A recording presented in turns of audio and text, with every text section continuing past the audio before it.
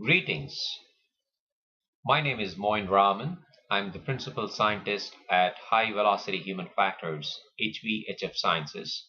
Today I'll be talking about designing hyperintuitive interactions between humans, that is end users, and the equipment that they use. And there's a particular focus on safety critical and mission critical domains, meaning end users such as warfighters, firefighters, surgeons, pilots, and the various devices such as computers, communication equipment, command and control, and cockpits in which they have to operate. This is of particular interest given the fact that these users oftentimes find themselves in high workload, stressful, and high stakes situations. And the means to this end would be to use an approach called direct perception action coupling, or the DPAC approach. That's the focus of the talk today.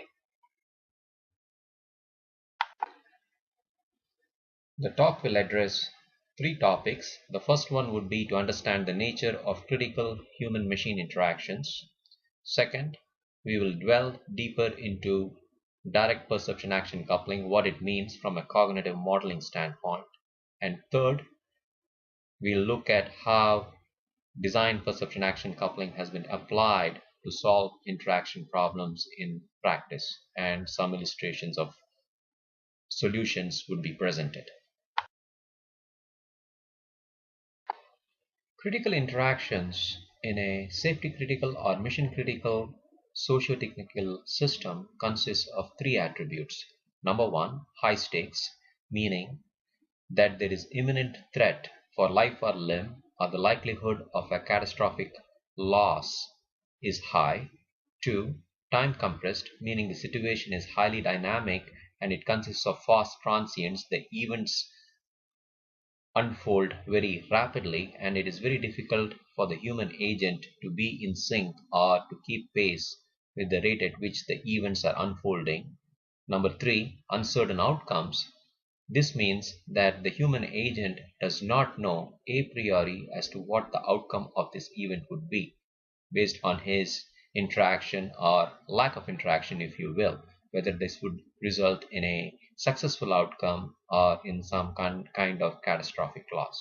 Next, I'm going to show you a short video of a critical interaction which consists of these three attributes that I just mentioned.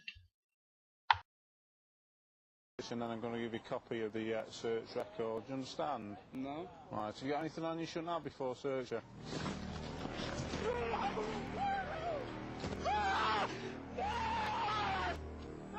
Neil, help me!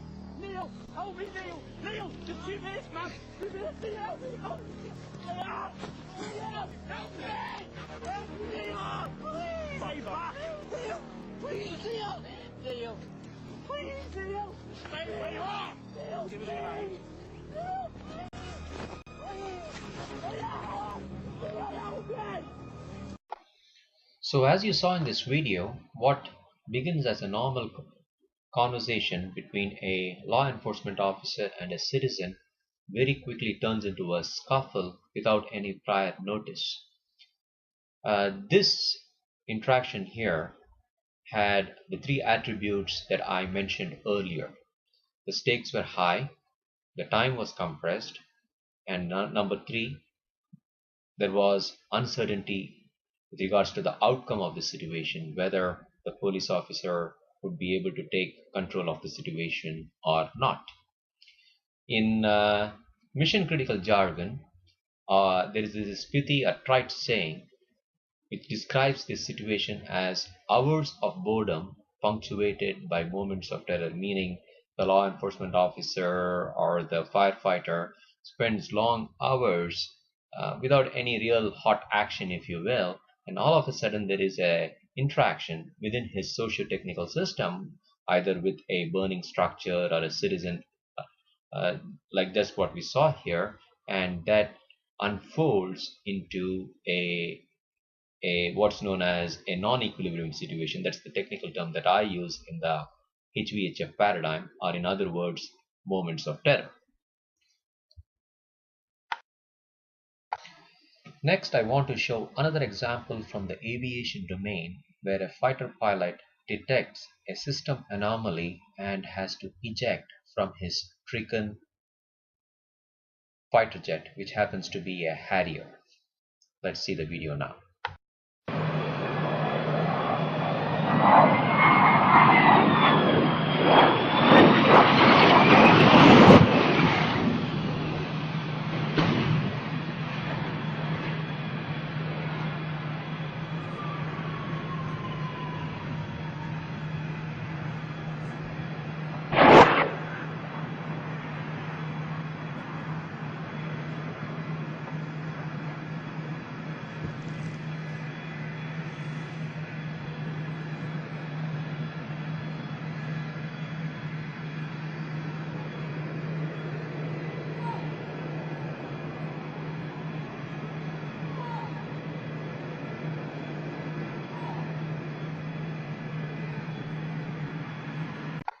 So this was another example of a critical interaction between a human agent, in this case the fighter pilot, and the Harrier jet, which had to be aborted. So we see these type of interactions in a number of domains, ranging from warfighting, firefighting, emergency medicine, process control, command and control, among other domains. To understand the nature of human cognition during these high-stakes situations, it is important to understand how the brain is wired. And this brain wiring has occurred back in evolutionary time or in our prehistory. And I will quickly give you a 101 on evolutionary psychology to explain this. Let's assume one fine day you decide to take a walk in the woods. Enjoying your walk, the birds are singing, the sky is blue, not a care in the world, and all of a sudden you feel something rustle and something move past your shins, and automatically you jump back, even before you consciously realize what might have been the reason that made you jump back. And then you take a look down, and it turns out to be a piece of bark or rope, which almost gave you the feel as though it was a snake which was gliding past your shin. This is known as the snake in the grass effect. What's happening here is it is better from a survival point of view to tolerate a certain amount of false positives. What if it really happened to be a snake? So you're better off jumping back. So from a neural wiring point of view, based on our experiences in prehistory or back in evolutionary time, we take what's known as a low road as opposed to a high road. A low road is where the brain thinks by default that it is danger, and that's what the picture on the left shows. And when you jump back and take a look down below and realize that it happens to be a piece of rope, that's when you are using your higher rational centers to process the stimulus analytically. Then you say, oh, it just turns out to be a rope, I'm in no danger. So the next slide shows the high and the low road. But in a nutshell, this is what is known as the snake in the grass effect, and this is something that is seen from a human cognition standpoint, where emotional arousal or danger-induced emotional arousal modulates cognition for better or worse.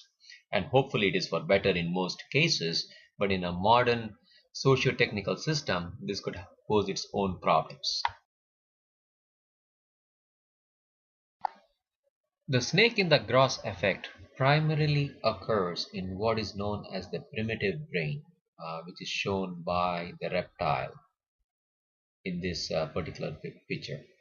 The main point of showing this picture is to emphasize the point that the brain is made up of three major layers from an evolutionary standpoint, or three cortical layers. The lowest layer is the one that processes danger, which is known as the primitive brain or the reptilian brain, which is responsible to ensure that an organism, whether it be a human, reptile, or any mammal for that matter, it focuses on self-preservation and aggression. And the intermediate brain or the limbic system is where the emotions are perceived from a phenomenological standpoint, where you feel the fear, anger when it's consciously registered, and that enables you to process the stimulus further or act accordingly. The third layer, or the topmost layer, is known as the rational brain, or the neocortex. This is where we do a lot of high level thinking and analytical processing, like say plotting a path using a navigation system, or trying to solve an equation or compose music. So to summarize, what happens is during these moments of terror or during high stakes situations, the top two layers, which can guide us more in an analytical fashion, are turned off, or we go offline, and most of the processing occurs in the primitive brain. And this primitive brain has its limits in terms of processing symbols, language, and other kind of information which is dependent on high level cognition. Many of the behaviors manifested by the reptilian brain are due to danger-induced emotional arousal, form the building blocks of the high-velocity human factors paradigm, or the HVHF paradigm, which I have discussed in several other academic papers that have been published in various journals and conferences. But I'll just pick a few of these and discuss here in some detail. First one is response competition. As you saw in the snake in the grass effect, the correct response would be to first look at the stimulus and then process it and determine whether it is worth jumping back or not. But we don't do that way. Because of the neural wiring, there is a response competition between what could be termed as the correct response vis-a-vis the reflexive response, that is the reflective versus the reflexive response. Likewise, there could be other examples as well. Novice drivers are blamed when it comes to accidentally or inadvertently pressing on the gas pedal instead of the brake pedal in highly stressed situations. And we also see sometimes this behavior manifested among pilots in the aviation domain. Say, for instance, an airplane is rapidly losing altitude and it's sinking down or falling down, literally, let us say, and the correct response would be to point the nose down to pick up airspeed and to keep the plane flying. However, the pilot does the opposite thing by pointing the nose up, pulling the yoke up, and this actually makes the situation worse. So this is an example of response competition under high stress. Behavioral inhibition is nothing but the freeze response. It's as you know, it is akin to a deer freezing in the headlines, where language, thought process, and including motor action break down because of the very stressful nature of the situation. Regressive behavior is something that is totally inappropriate from an decision and action standpoint. For instance, let us say a novice soldier is going on a patrol and suddenly he comes under fire. Just say just one or two shots are fired by him, or fired on him by an enemy. And what he does is he just turns around, assumes the direction where the shots were fired from, and empties his entire magazine. There are two problems with this. One, he has emptied valuable ammunition, wasted actually, because he doesn't really see the enemy as to from where he fired from. He doesn't get a visual. And second is, by firing away, he gives away his position. So this is an example of a regressive behavior, and in the military training jargon it is called as a death blossom. He tries to spray the supposed direction from which the enemy fired, say with 40 or 50 bullets, which actually is not good from a safety and survival point of view from him. This is an example of regressive behavior. So there are a few other things as well, like the predatory cardiovascular reactions and autovigilance. I would refer you to my previous papers to learn more about these details and how emotional arousal modulates cognition adversely in these critical and high stakes situations.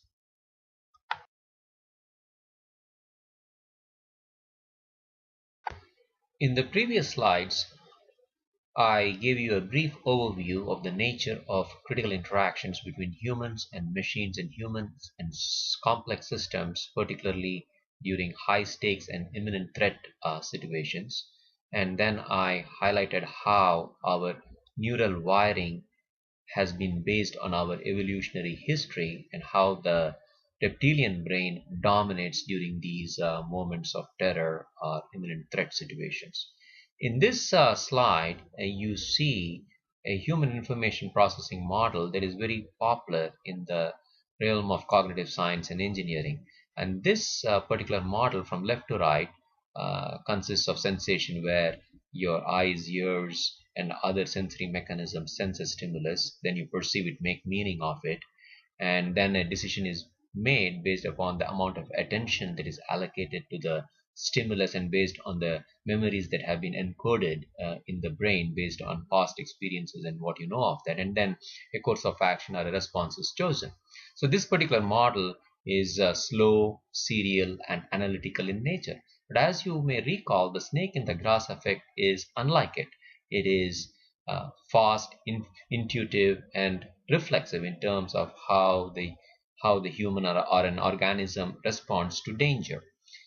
In that regard, the processing, the human cognition or processing is dictated by the reptilian brain, and it is fast and frugal. So under those circumstances, if you have to design a user interface, a human agent is not in a position to process semiotic information, meaning symbols or semantic information, language, or to embark on inferential reasoning or logic, because of the emotional arousal. The danger induced emotional arousal impoverishes his high level cognitive faculties. So these type of models are not necessarily well suited to describe these HVHF interactions during non-equilibrium situations. So we need to look at these type of situations under a very different light, and to do this we use what's known as the direct perception action coupling model that I'm going to discuss in the rest of the presentation. The DPAC model has two foundational building blocks, direct perception and embodied cognition. Let me discuss direct perception first. Direct perception was first proposed by the ecological psychologist James Gibson. What he said was, an organism directly perceives an object in terms of the action it may effort. For instance, consider this coffee cup or teacup, if you will. A human sees the coffee cup in a very different light. He sees it as an object that can hold a hot liquid and grasps the coffee cup with a handle. That's the affordance that what he sees. So to a certain extent, it is dependent on his past experiences or what he has seen others do with the coffee cup. And second thing is his physical architecture or anatomy is such that he's able to grasp the coffee cup with a hand. He has an opposable thumb. However, a bird sees it in a very different light based on its anatomy or structure. In the literature, it's known as the affectivities. It sees a coffee cup as a place where it can sit or perch on the rim of the cup. So the affordance what it sees is a very different one. So in other words, to directly perceive the affordance of an object, you don't require high level thinking or rational or analytical processes. You pick it immediately, or you directly perceive it without any intervening cognitive, inferential, and perceptual mechanisms. So now let me put direct perception in context and compare and contrast with the semantic approach, which is shown on the left, in the left column. The semantic approach is deeply rooted in cognition and language, where you need to process semantic information in whatever form it may be, whether it be in a printed form as letters and words, or it could be phonetics, phonemes and morphemes in terms of spoken language. Next, this semantics and semiotics can also lead to something known as icons and metaphor. Now, for example, I could use, if you look at your cell phone device or computers, it's full of icons. They represent something, so you need to understand the meaning of it, and that is something that you have learned based on experiences due to cultural influences, meaning that you have uh, read user guides, and the community of users agrees that if there are these four bars of different heights, it represents signal strength, say on your cell phone. So that's an example of an icon. And a metaphor is nothing but knowledge from some other domain that is transferred and applied to a new domain to make things understandable. For instance, the desktop metaphor that is used on your computer or laptop machine. And all this results in known knowledge, or it is knowable. It is deeply rooted in high level cognition. Whereas the direct approach does not depend on this semantic approach. It is more to do with behavior and action, physical interactions in the world, like the snake in the grass effect or grasping the cup. It's based on the potential for action or affordances, like the handle of the cup, and effectivities, meaning a human has fingers to grasp the cup, whereas a bird has its feet to perch on the rim of the cup. It sees a very different affordance, and there is feedback and feed forward. You can physically feel the cup being firmly held or not, or is it slipping, and all these interactions are tangible.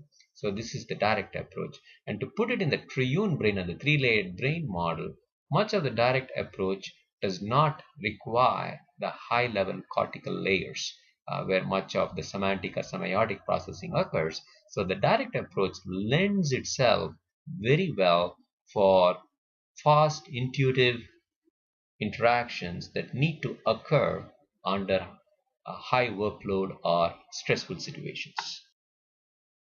The easiest way to illustrate the semantic versus the direct approach is something that we are all very much used to, the traffic lights. If the traffic light were to be designed using language such as start, pause, or go, that would be taking the semantic route. And if color were to be used to communicate information such as red, yellow, or amber, or green, then we would say that the information is symbolically coded. And the direct perception would be the cantilevered arm gate. Either you can go or not go. There is a physical barrier and it is very tangible. So that's the idea of semantic versus symbolic, or semantic and symbolic are almost closely related because they require information to be processed in a very secondary way, whereas direct perception is something which does not require deeper cognitive processing or inferential reasoning. Now I would like to discuss actual user interactions, that is human interactions with machines, products, cockpits, command and control computers, and communication equipment. Let me begin with the humble thermostat. If you were to look at a thermostat that existed 40 years ago, it consisted of a knob where you physically turn it and set the temperature, and you see a pointer below the knob which shows as to what was the current temperature in a particular room. So this was very physical, the interaction, and from a user interface design history standpoint, it is known as a machine cowboy interface. Why machine cowboy? If you were to look at some very old cars such as the Model T, you had many levers, knobs, wheels, T handles, etc. So moving any of these controls actually resulted in a physical movement, because say with the clutch, with the gears, there was no fly-by-wire or drive-by-wire. There were no actuators or mechatronics, so to speak. Directly the linkages were moved. It's almost like a good old bicycle brake or the pedal. So that is why they were known as the machine cowboy interface. And as the technology evolved and you had mechanical actuators take the physical workload of the human actor or the human user, you started getting what is known as the analog interface, where you had mechanical actuators take the effort. That is how we have today power steering in a car, uh, hydraulic braking systems, etc. And more recently, or in the last 10 years, if you look at the aviation domain, we have known what's known as a glass cockpit and fly-by-wire. If you were to look at a modern Airbus or a Boeing airplane, these are very digital in terms of command and control. And if you look at the thermostat, the rightmost thermostat is a representation of, say, a glass cockpit in your house, where much of the information is presented digitally, and a high level of cognitive resources are required to understand or process that semiotic information and to program it with regards to what you want the temperature to be, say between the hours of, let us say, 11 p.m. and 6 a.m. in the morning. This makes it very cognitively intensive, and these interactions probably are required when it comes to more deeper interactions with a system to configure it in a very precise way. However, when it comes to emergency interactions, such deep level of processing is not possible due to the reasons discussed before. So what do we do for those type of interactions? That will be discussed next. Here I show a schematic diagram of the direct perception action coupling model.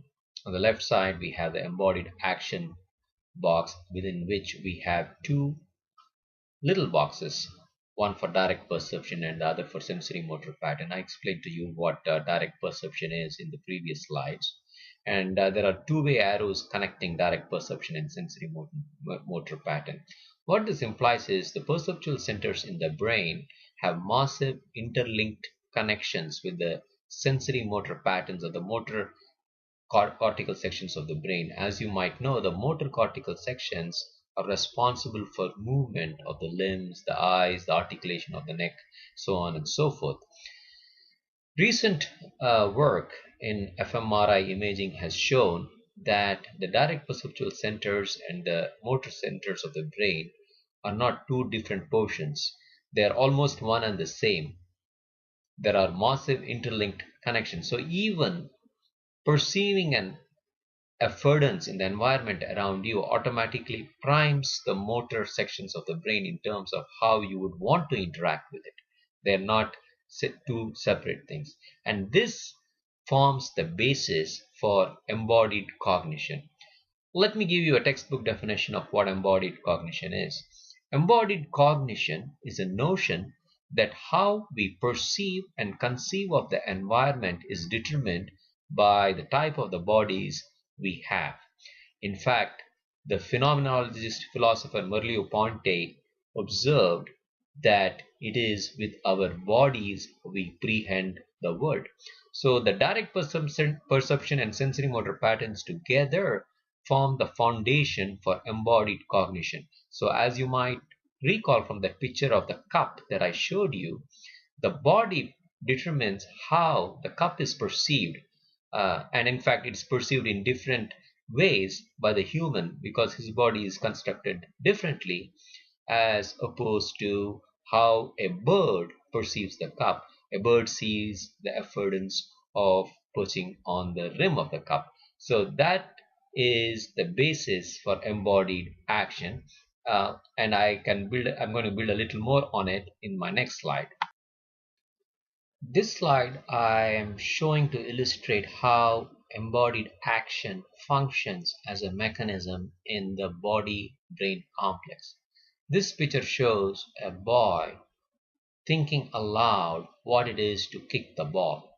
So the very act of thinking about kicking the ball or even verbalizing it or stating it in a sentence gets the motor sections of the brain activated, and some neural imaging studies have shown, including EEG studies and EMG studies in physiology, that even thinking of an action gets the motor sections of the brain going. There is mild electrical activity that is noticed, including in the calf muscles and the muscles that are responsible for kicking. So that is the power of embodied action. And now it is time to draw a distinction between embodied action or embodied cognition versus the more classical human information processing that we saw in an earlier slide that I had showed about how it is serial, analytical, and linear. In those models, it is proposed or postulated that information in the environment is represented in the form of symbols, and humans manipulate those symbols to make sense of the world. That's the nature of cognition. But in embodied action, the nature of cognition is mediated through what is known as embodied representations, just like thinking about kicking the ball here.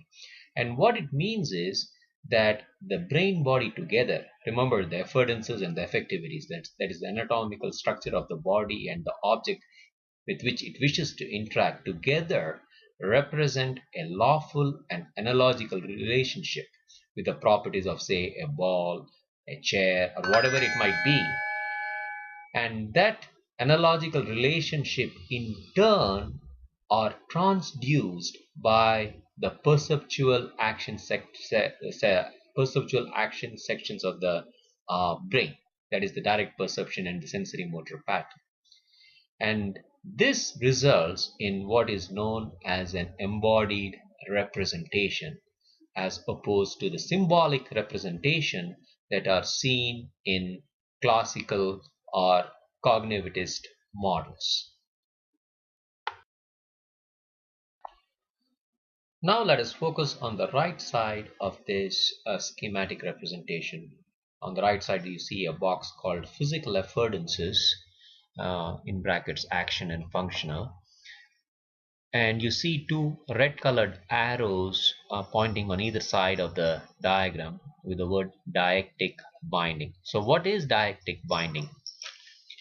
Dyactic binding was theorized by Ballard et al. They proposed that the brain and body in concert exercise a form of dyactic binding in which pointing, say pointing with your finger, or even looking in a certain way or at a certain thing, that is known as neural pointing. So bodily pointing or neural pointing, these are movements that are used to bind external objects in the world to internal cognitive programs. In other words, dyactic binding makes it possible for us to act upon the affordance in a tangible way. So this part of the DPAC model focuses on the fact that the embodied representations get translated into physical actions to exploit the affordance and in the process accomplish a certain goal, such as for a human, pick up a cup, or for example, if you look at the steering wheel, it has got a circular rim and it turns a certain way, and you can pick up the turning affordance in that. If you look at a chair, if it is of a certain height, say a little above the knees, and has a certain depth and gives an impression that it can take your weight, obviously you see an affordance to sit in it. So dyactic binding is the one which makes it possible to couple the embodied representation with a physical object out there in the environment. So this is a high-level description of the DPAC model. There is much more to the DPAC model in terms of the goal, ecology, signs and signals, skills and rules. In the interest of time, I will not be going into great detail. I would refer you to my paper to get additional information about the DPAC model. But now it is time to move on to the last section of this talk, and to illustrate with some examples how the DPAC model can be used to design hyperintuitive interactions. This example involves a two-way radio used by firefighters. This is a communication device which is used by firefighters both for regular operations, during regular operations, to stay in touch with their fireground commander, as well as to communicate with their cohorts and coordinate the firefighting activities. Last but not least, it plays a life-saving or a critical role, especially when a firefighter is trapped in a burning building or when he needs help because he has been exposed to a life-threatening situation. So let's talk about how this radio could be redesigned, especially when he has to send a mayday call or an emergency call in a trapped situation. Before we do that, let me draw your attention to the left side of this slide where we show a human body and anatomical terms such as cranial and caudal for head to toes is used, or the head to the feet, and dorsal and ventral, meaning on the spine side as well the chest side, have been used to show the front and the uh, back side of the body. This layout or architecture of the body determines how the brain thinks of the environment. As I mentioned earlier, in embodied cognition, it is both the body and brain together determine how to interact with the world. So let's have that thought in our minds, hold that thought in our minds, and move on to the next slide. This slide shows the same radio from the top. You see a red colored button and a gloved finger pressing that button. The red colored button is the emergency or the mayday call button that is used to broadcast a mayday or an emergency call when the firefighter is trapped in a burning building or is experiencing a life or limb threatening situation. This works good when you can see the button and when you're cognitively not impoverished due to high workload or emotionally induced, danger-induced emotional arousal. But what happens in a situation where you're unable to see the button, or when you have fallen down, or when you cannot think clearly because of a physical injury, or as I mentioned earlier in the first part of this presentation, the snake in the grass effect, where emotional arousal has severely depleted your analytical and inferential reasoning capabilities. So those type of situations can impair a firefighter's ability to know where this button is located and press it. And I should also keep in mind, this is not the only button on this user interface. There are many other buttons as well. So there is also room for confusion, even though this button is located on the top surface of the radio, because of response competition and things such as regressive behavior. Some of the attributes of the HVHF interaction states, accessing and locating this emergency button might be impaired. The ability to access and activate this button might be impaired. On this slide, you see what might appear to be a strange looking object. As a matter of fact, it is that same radio what you saw in the previous slides, reconfigured in a different architecture, physical layout point of view. And many of the features from that radio have been incorporated in this prototypical device, features such as push to talk button, source mixer, volume, etc. But we'll be focusing on the emergency button, or the emergency signal broadcasting button or feature. And this feature in this particular concept has been rendered as a long handle, a long striped handle. And let us see how does this emergency broadcasting handle function from a direct perception action coupling point of view in the next slide. In this picture, you see a firefighter fully geared up with his gear, with his mask, radio, fire jacket, and you see the prototypical radio now mounted on the right side of his chest. So there are 4 pictures in this. Starting from the left, it is locate, orient, activate, and release. So what's being communicated in this picture is, for one, the body makes it very easy to locate where the radio is. So even if the firefighter falls, supine or prone, or if he is standing, or even for that matter if he is strapped upside down, we never know in what situation he finds himself in. The relationships, that is the cranial, caudal, dorsal, ventral, the head, foot, back and chest directions are not lost, because that body brain relationship maintains that orientation, and the radio too maintains the same orientation because it is pinned on the chest, and that makes it very easy for him to locate the radio, that is the locate part and the orient part. And secondly, uh, neurological investigations have shown that there are certain regions of the body that can be located without any visual feedback. For instance, you can touch the tip of your nose or your knee without looking at it. So in a similar fashion, the nipples on the chest are one of those anatomically wide regions which can be located without any visual feedback. So the radio has been located there. That is, it has a very strong component of embodiment from a cognition standpoint. And next comes the affordance. So once the handle is located, it lends itself to being pulled or tugged at. So that's what the activate and release pictures show.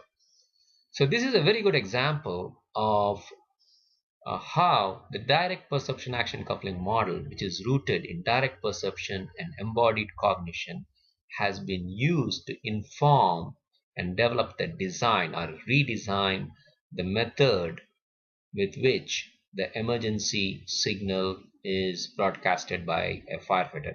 And this especially emphasizes the fact that this design works very well when helping out a firefighter who is cognitively impoverished or disoriented because of a high stakes or danger induced emotional modulation of cognition. In this final slide, let me capture some of the key takeaways for you. The first one is functional decortication. Under high stakes situations and when a human agent experiences danger or imminent threat, there is emotional arousal, and this emotional arousal modulates cognition. The way he can rationally or analytically think is depleted or impoverished. The higher level cortical layers in the brain, the rational centers of the brain, pretty much go offline, and much of the thinking occurs in the reptilian level of the brain. So the second bullet point is direct perception and embodied cognition, meaning that much of the thinking or whatever could be processed from a cognitive standpoint occurs via embodied cognition, or that's the easiest way for the human agent to think and interact with the world. Thus, it makes sense to use the direct perception action coupling approach to design an interface.